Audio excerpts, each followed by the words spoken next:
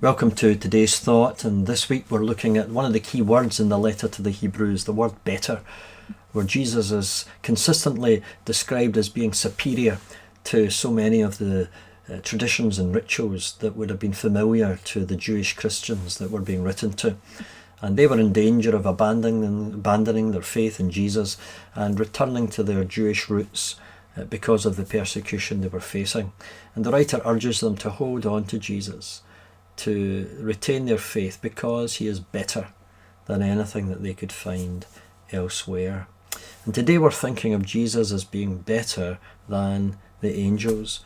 This is the first thing that the letter writer deals with in what is a very long letter, and the whole of chapter 1 and into chapter 2 deals with this subject of angels.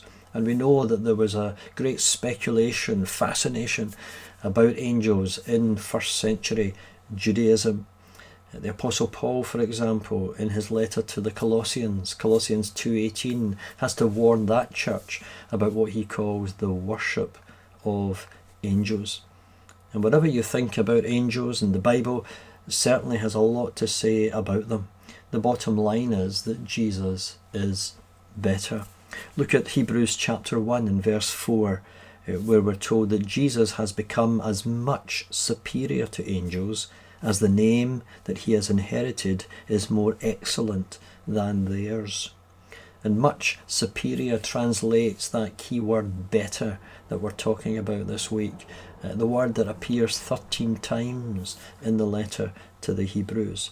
And then the rest of chapter 1, the writer quotes from 7 Old Testament passages to demonstrate the superiority of Jesus.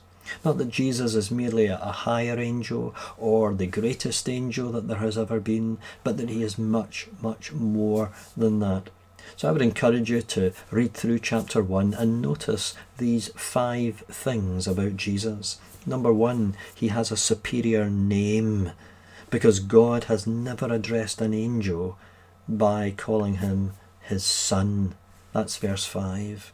Number 2, he has a superior honour, because Jesus is actually worshipped by the angels. Verse 6. Angels are not worshipped, they are the worshippers, and their object of worship is Jesus the Son. Number 3, he has a superior position, according to verses 7, 8 and 9, where the angels are but dutiful servants of God. Like the wind and the flame, they are obediently carrying out God's bidding. But by contrast, the Son is seated on the eternal divine throne forever. Number 4, he has a superior nature, verses 10, 11 and 12. Because whilst angels are but created things, the Son is the eternal creator who fashioned the heavens and the earth and all that is in them, and he lives forever and ever. And then number 5, Jesus has a superior achievement, verses 13 and 14. Whilst the angels minister and serve to those who have obtained salvation, it is the Son who has accomplished salvation and now sits at God's right hand as a sign of that finished work. And what is really breathtaking about this chapter is that the author of Hebrews takes these 7 Old Testament passages that in their original context would have referred to none other than the Lord God Almighty, the creator of all things, and he applies them to Jesus. It is amazing. And there is a great fascination about angels amongst the population today. Visit any bookshop, go online, and you will find plenty of people telling you how to see and to hear and to be guided by angels.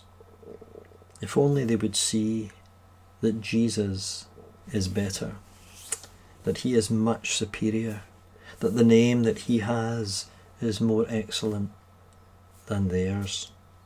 For he is none other than the Lord God Almighty, who has brought about our salvation and who deserves our worship.